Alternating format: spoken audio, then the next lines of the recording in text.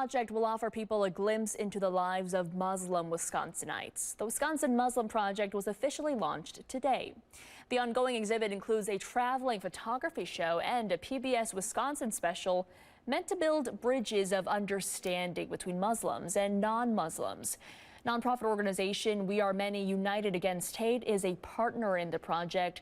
President and founder Masood Akhtar says fear and misunderstanding can fuel hate and racism. This project is working to combat that.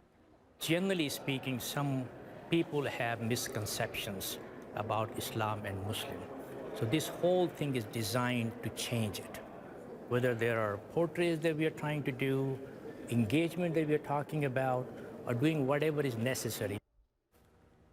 The exhibition provides a look into the lives of 16 Muslim Wisconsinites and their families.